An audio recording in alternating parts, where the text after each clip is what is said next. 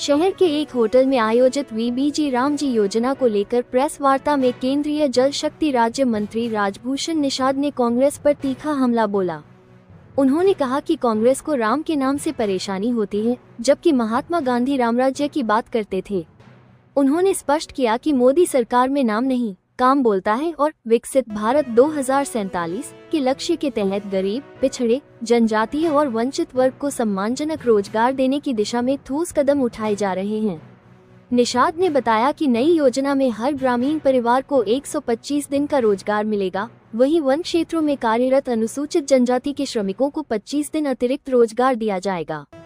मनरेगा को लेकर उन्होंने कहा कि पहले घोटाले हुए, लेकिन अब डिजिटल, जीपीएस और आय आधारित निगरानी से पारदर्शिता सुनिश्चित की गई है। प्रेस वार्ता में भाजपा प्रदेश मीडिया सह प्रभारी प्रभात मालाकार, अनुपम पाल, सुधीर शर्मा, डॉक्टर चक्रवर्ती, साकेत शुभम और राकेश पटेल सहित कई भाजपा नेता उपस्थित रहे। समय समय के अनुसार आवश्यकताएं बदलती हैं, तो निश्चित रूप से बिल में भी परिवर्तन करने की आवश्यकता होती है। कांग्रेस के समय में इस योजना में लगातार घोटाला होता था।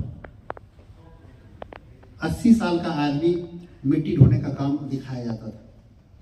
जो लोग कभी मिट्टी का काम किए नहीं, उनके नाम से कार्ड बनता था और परसेंटेज पर लोग पैसा देते थे। तो इस तरह से इन चीजों को जब भ्रष्टाचार रोका गया, जब ट्रांसपेरेंसी लाई गई, अब रियल टाइम डेटा अपलोड होगा जीपीएस के माध्यम से, और मोबाइल मॉनिटरिंग और एआई आधारित फ्रॉड डिटेक्शन भी होगा, तो लोगों की अकाउंटेबिलिटी बढ़ेगी और इंफ्रास्ट्रक्चर का क्रिएशन होगा। तो इससे हमारे विपक्ष, जब भी घोटाला घटेगा, जब भी भ्रष्टाचार घटेगा, तो हमारे विपक्ष के कांग्रेस के जो लोग हैं, जो इंडी गठबंधन के साथी हैं, उनको बेचैनी होने लगती है। इसलिए हमारी सरकार प्रतिबद्ध है, भारत को विकसित भारत बनाना है, तो निश्चित रूप से हर लोगों को अकाउंटेबल होना होगा। और आप सब जानते हैं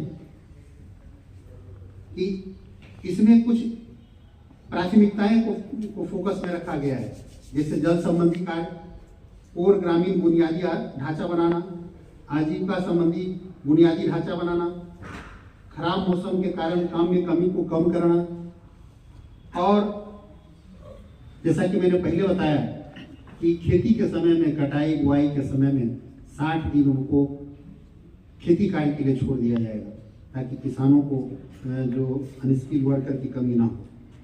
और इस योजना में भुगतान अच्छा हो रहा है, हर हफ्ते भुगतान होगा। और इस योजना में राज्य सरकार को भी रिस्पॉन्सिबल बनाया गया। पहले लगता था कि केंद्र का योजना है और केंद्र सरकार का पैसा आ रहा है, राज्य सरकार अपने पर अकाउंटेबल नहीं होती थी। अब जब पूर्वोत्तर और हिमालय राज्यों में 90% सेंट्रल फंडिंग होगा, 10% स्टेट का शेयर होगा, और अन्य राज्यों में 60-40, 60% सेंट्रल गवर्नमेंट और 40% राज्य सरकार का शेयर होगा।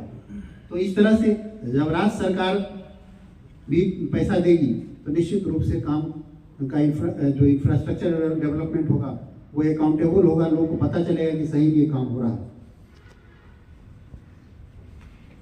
उनको स्किल्ड वर्कर की कमी नहीं होगी। साथियों, पहले की सरकार भी काफी बार नाम परिवर्तित किया है। आप सब जानते हैं कि पहले इस योजना का नाम गांधी जी के नाम पर नहीं था। 1980 में स्वर्गीय इंदिरा गांधी ने पुरानी रोजगार योजनाओं को मिलाकर राष्ट्रीय ग्रामीण रोजगार कार्यक्रम रखा था, जिसे बाद में राजीव गांधी जी ने जवाहर रोजगार योजना नाम दिया, और सोनिया मनमोहन सरकार ने 2004 में इसको नरेगा और 2005 में एम नरेगा बना दिया।